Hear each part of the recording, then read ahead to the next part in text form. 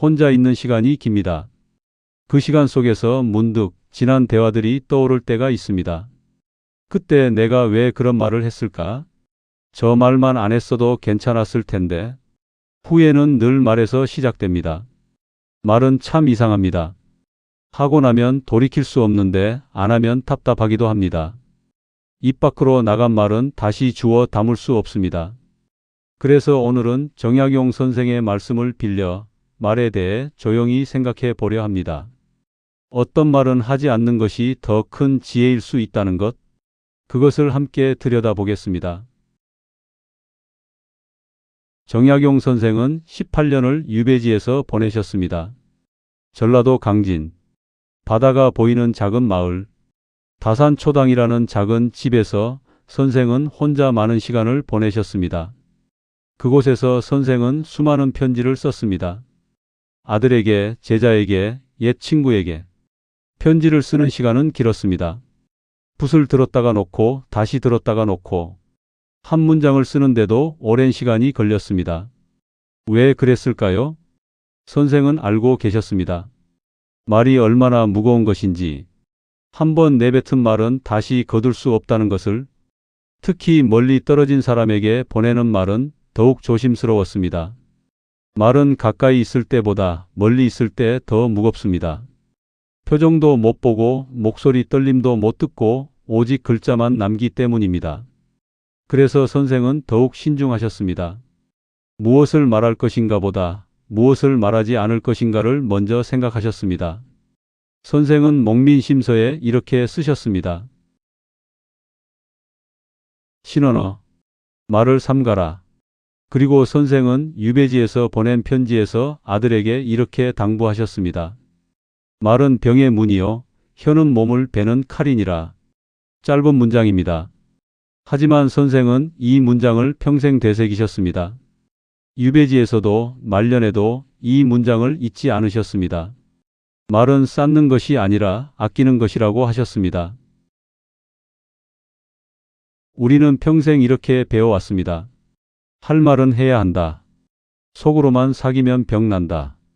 말 안 하면 상대가 모른다. 그래서 우리는 말을 많이 했습니다.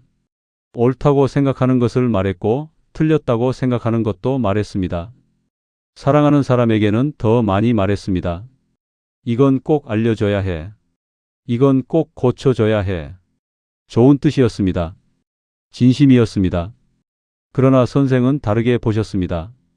선생은 심경밀엄에서 이렇게 말씀하셨습니다. 말을 많이 하면 실수가 많아지고 일을 많이 하면 후회가 많아진다. 말이 많으면 오히려 전하고 싶은 것이 전해지지 않는다고 하셨습니다. 선생은 침묵을 두려워하지 않으셨습니다. 오히려 침묵 속에서 더 많은 것을 보셨습니다. 말하지 않아도 마음이 통할 수 있다는 것을. 첫 번째 말, 내가 다 알아. 아침입니다. 창밖에 햇살이 들어옵니다. 식탁에 앉았습니다. 차 한 잔을 마시고 있는데 자식에게서 전화가 왔습니다. 요즘 이런 게 좋대요. 자식의 목소리가 들립니다. 조금 들떠 있습니다. 새로운 것을 발견한 사람의 목소리입니다. 그런데 우리는 이미 압니다. 그게 뭔지, 그게 어떤 건지. 그래서 우리는 말합니다. 그거 옛날에 다 해봤어. 별로야. 전화기 너머로 침묵이 흐릅니다. 짧은 침묵. 그리고 자식이 말합니다. 아, 그래요? 그럼 나중에 다시 전화할게요. 전화가 끊깁니다. 차가 식었습니다. 우리는 경험이 많습니다. 살아온 시간이 깁니다. 세상이 어떻게 돌아가는지 압니다. 사람이 어떻게 변하는지도 압니다. 그래서 우리는 말할 수 있습니다. 내가 다 알아. 하지만 이 말을 하고 나면 자식은 더 이상 말을 하지 않습니다. 전화가 뜸해집니다. 우리는 생각합니다. 요즘 애들은 어른 말을 안 듣는다. 정약용 선생은 유배지에서 보낸 편지에서 아들 학연에게 이렇게 쓰셨습니다. 배움에는 끝이 없고 아는 것에는 한계가 없다. 그리고 이어서 이렇게 쓰셨습니다. 스스로 안다고 여기는 순간 그 사람은 더 이상 배우지 못한다. 선생은 유배지에서도 60이 넘어서도 늘 배우는 사람이셨습니다. 마을 사람들에게서 농사를 배웠고 아이들에게서 순수함을 배웠습니다. 젊은 제자들에게 묻기를 주저하지 않으셨습니다. 요즘은 무엇이 유행하느냐? 젊은이들은 어떻게 생각하느냐? 선생은 단 한 번도 내가 다 안다고 말씀하지 않으셨습니다. 대신 이렇게 물으셨습니다. 내가 본 것을 말해보거라. 내 생각을 들려주거라. 두 번째 말, 나는 원래 그래. 병원 대기실입니다. 플라스틱 의자에 앉아 차례를 기다리고 있습니다. 벽에 걸린 시계 소리만 들립니다. 옆자리에 오랜 친구가 앉았습니다. 친구가 말합니다. 나 요즘 아침마다 산책해. 좋더라. 우리는 고개를 끄덕입니다. 그리고 말합니다. 나는 원래 그래. 아침에 못 일어나? 바꿀 수 없어. 친구는 더 이상 말하지 않습니다. 그냥 고개를 끄덕이고 다시 앞을 봅니다. 우리는 나이를 먹으면서 자기 자신을 고정시킵니다. 나는 이런 사람이야. 나는 저런 건 못해. 나는 원래 이래. 이 말은 편합니다. 변하지 않아도 되니까. 새로운 것을 시도하지 않아도 되니까. 그런데 이 말을 하고 나면 문이 닫힙니다. 새로운 것이 들어올 여지가 없어집니다. 정약용 선생은 심경미럼에서 이렇게 말씀하셨습니다. 군자는 날마다 새로워진다. 그리고 여유당 전서에 이렇게 쓰셨습니다. 낡은 것을 버리지 않으면 새로운 것이 들어올 곳이 없다. 선생은 60이 넘어서도 새로운 책을 읽으셨습니다. 새로운 생각을 받아들이셨습니다. 선생은 유배지에서 처음으로 바다를 보셨습니다. 60이 넘어서 처음 본 바다. 선생은 그 앞에서 한참을 서 계셨다고 합니다. 새로운 것 앞에서 선생은 어린아이처럼 놀라워하셨습니다. 그리고 제자들에게 이렇게 말씀하셨습니다. 나는 오늘 바다를 처음 보았다. 너희들은 무엇을 처음 보았느냐? 나는 원래 그래라는 말. 이 말 속에는 변하고 싶지 않다는 마음이 숨어 있을지도 모릅니다. 세 번째 말. 요즘 사람들은 다 그래. 저녁입니다. 텔레비전을 켰습니다. 뉴스가 나옵니다. 젊은 사람들 이야기, 요즘 세상 이야기. 우리는 보면서 말합니다. 요즘 사람들은 예의가 없어. 요즘 젊은 사람들은 버릇이 없어. 화면을 보면서 고개를 절레절레 흔듭니다. 우리는 요즘과 옛날로 세상을 나눕니다. 그리고 옛날이 더 좋았다고 생각합니다. 우리 때는 안 그랬는데? 우리 때는 어른 말씀 잘 들었는데? 하지만 정말 그랬을까요? 정약용 선생이 살던 시대, 200년 전 조선. 그때도 어른들은 똑같이 말했습니다. 요즘 젊은 것들은 버릇이 없다. 요즘 세상은 엉망이다. 선생은 이 말을 경계하셨습니다. 선생은 목민심서에서 이렇게 쓰셨습니다. 사람을 대할 때는 먼저 그 사람의 처지를 헤아려야 한다. 그리고 유배지에서 보낸 편지에서는 이렇게 말씀하셨습니다. 나와 다른 것을 틀린 것이라 여기지 말라. 다름은 틀림이 아니다. 선생은 유배지에서 젊은 제자들을 많이 가르치셨습니다. 20살도 안 된 젊은이들. 선생은 그들을 무시하지 않으셨습니다. 오히려 그들에게서 배우셨습니다. 새로운 생각, 새로운 시선. 어느 날 선생은 제자에게 이렇게 물으셨습니다. 요즘 젊은이들은 무엇에 관심이 있느냐? 제자가 대답했습니다. 스승님 세대와는 다릅니다. 선생은 웃으시며 말씀하셨습니다. 다르다는 것은 나쁜 것이 아니다. 다름 속에서 우리는 배운다. 요즘 사람들은 다 그래라는 말. 이 말 속에는 이해하고 싶지 않다는 마음이 숨어 있을지도 모릅니다. 네 번째 말. 내가 얼마나 힘들었는데? 명절입니다. 가족이 모였습니다. 식탁에 둘러앉았습니다. 오랜만에 보는 얼굴들. 밥을 먹다가 이런저런 이야기를 합니다. 자식이 말합니다. 요즘 힘들어요. 그때 우리 입에서 나오는 말. 내가 너희 키우느라 얼마나 고생했는데? 내가 이 집안 일으키느라 얼마나 힘들었는데? 식탁이 조용해집니다. 자식들은 젓가락을 놓습니다. 더 이상 말을 하지 않습니다. 우리는 정말 힘들었습니다. 고생도 많이 했습니다. 밤을 새워 일했고 끼니를 걸은 적도 많았습니다. 그것은 모두 사실입니다. 하지만 이 말을 하고 나면 상대방은 빚진 사람이 됩니다. 우리는 채권자가 됩니다. 관계는 거래가 됩니다. 사랑은 계산이 됩니다. 정약용 선생은 유배지에서 아들에게 수십 통의 편지를 쓰셨습니다. 18년 동안 떨어져 있으면서 선생이 얼마나 외로우셨겠습니까? 얼마나 보고 싶으셨겠습니까? 하지만 선생은 단 한 번도 아버지가 얼마나 힘든지 아느냐고 쓰지 않으셨습니다. 선생은 유배지에서 보낸 편지에서 아들 하규에게 이렇게 쓰셨습니다. 부모의 은혜는 자식이 스스로 깨닫는 것이지 부모가 말하는 것이 아니다. 그리고 이렇게 덧붙이셨습니다. 말하지 않아도 아는 것이 진심이고 말해야 아는 것은 의무이다. 선생은 자신의 희생을 말하지 않으셨습니다. 대신 아들을 믿으셨습니다. 아들이 알아서 느끼고 알아서 기억할 것이라고 믿으셨습니다. 실제로 선생의 아들들은 아버지를 평생 기억했습니다. 아버지가 말하지 않았기 때문에 더 깊이 기억했습니다. 선생이 돌아가신 후 하경과 하규는 아버지의 글을 모두 모아 여유당 전설을 편찬했습니다. 그것이 오늘날까지 전해지고 있습니다. 내가 얼마나 힘들었는데라는 말, 이 말 속에는 빚을 받아내고 싶다는 마음이 숨어 있을지도 모릅니다. 5번째 말 다 너 잘되라고 하는 말이야. 오후입니다. 거실에 앉아 있습니다. 자식이 찾아왔습니다. 차를 마시면서 이런저런 이야기를 합니다. 자식이 말합니다. 이런 일을 해볼까 해요. 우리는 듣습니다. 그리고 고개를 젓습니다. 그렇게 하면 안 돼. 이렇게 해야 해. 자식의 얼굴이 굳어집니다. 우리는 마지막에 덧붙입니다. 다 너 잘되라고 하는 말이야. 자식은 고개를 끄덕입니다. 하지만 표정은 밝지 않습니다. 우리는 진심입니다. 정말로 자식이 잘되기를 바랍니다. 실패하지 않기를 바랍니다. 아프지 않기를 바랍니다. 그래서 우리는 말합니다. 하지만 이 말을 들은 사람은 가슴이 답답해집니다.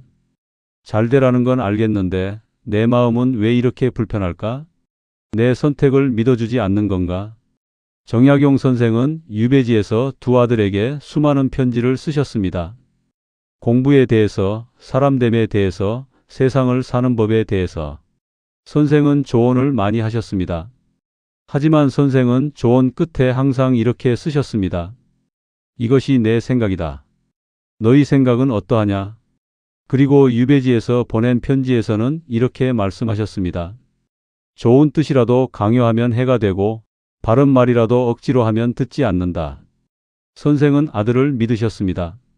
아들이 스스로 판단하고 스스로 책임질 것이라고 믿으셨습니다. 선생은 편지 끝에 늘 이렇게 쓰셨습니다. 내가 보는 길은 이것이다. 하지만 내가 갈 길은 내가 정하거라. 실제로 선생의 두 아들은 각자 다른 길을 걸었습니다. 하견은 학문의 길을, 하규는 관직의 길을. 선생은 두 아들 모두를 존중하셨습니다. 자신의 길과 다르더라도 아들들의 선택을 믿으셨습니다. 다 너 잘되라고 하는 말이야. 이 말 속에는 내 말을 들어야 한다는 마음이 숨어 있을지도 모릅니다. 선생의 말씀을 다시 떠올려 봅니다. 신언어, 말을 삼가라. 말은 병의 문이요, 혀는 몸을 베는 칼이니라. 이 말씀들은 이런 뜻일지도 모르겠습니다. 말을 삼간다는 것은 침묵하라는 뜻이 아니라는 것, 상대방이 들을 준비가 되어 있는지 먼저 살피라는 것, 말이 병의 문이라는 것은 말이 상처를 준다는 뜻이 아니라는 것, 조심하지 않은 말이 관계를 병들게 한다는 것. 우리는 평생 말을 많이 했습니다. 옳은 말을 했습니다. 좋은 뜻으로 한 말도 많습니다. 사랑해서 한 말도 많습니다. 그런데 그 말들이 때로는 상처가 되었을지도 모릅니다. 우리가 의도하지 않았어도 그렇게 되었을 수 있습니다. 정약용 선생도 아셨을 겁니다. 유배지에서 혼자 앉아 보내지 못한 편지를 다시 읽으면서 이 말을 써야 할까 말아야 할까? 그렇게 고민하셨을 겁니다. 선생도 사람이었으니까요. 하고 싶은 말이 많았을 겁니다. 아들들에게 하고 싶은 말, 제자들에게 하고 싶은 말, 친구들에게 하고 싶은 말. 하지만 선생은 참으셨습니다. 말하는 것보다 말하지 않는 것이 더 어렵다는 것을 아셨기 때문입니다. 선생은 심경미럼에 이렇게 쓰셨습니다. 말을 참는 것이 화를 참는 것보다 어렵다. 말을 참는다는 것, 그것은 상대를 배려하는 것이고 관계를 지키는 것이고 사랑을 표현하는 또 다른 방법일지도 모릅니다.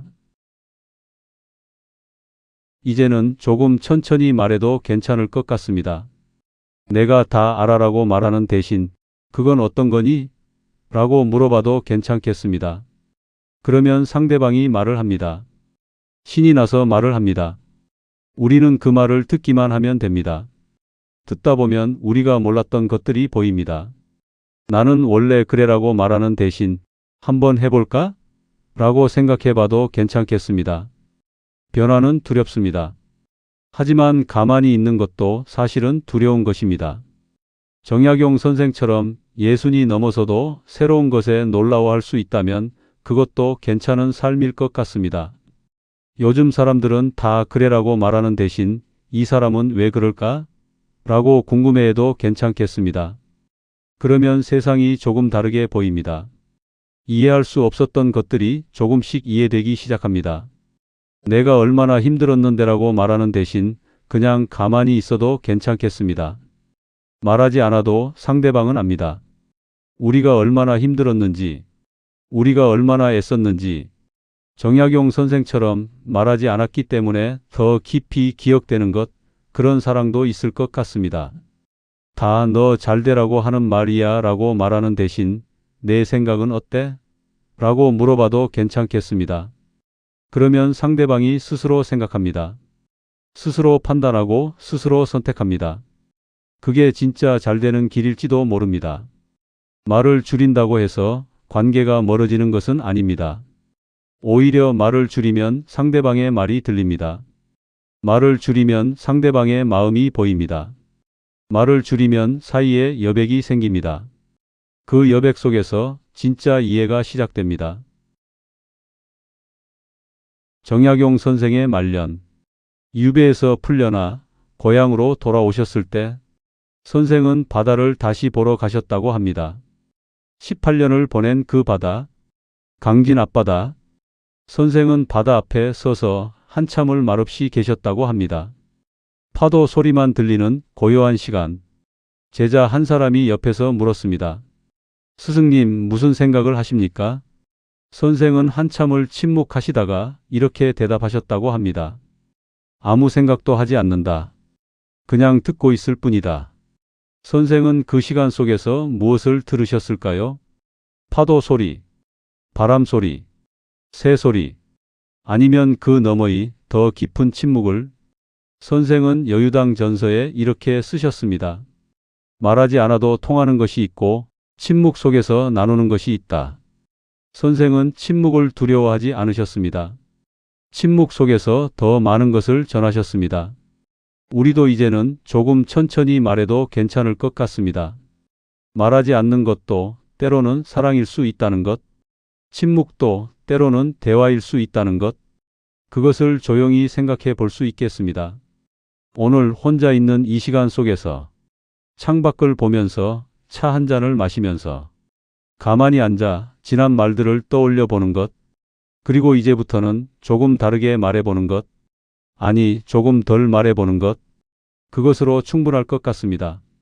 선생의 마지막 말씀을 떠올려 봅니다. 신언어, 말을 삼가라. 이 짧은 문장 속에 평생의 지혜가 담겨 있습니다.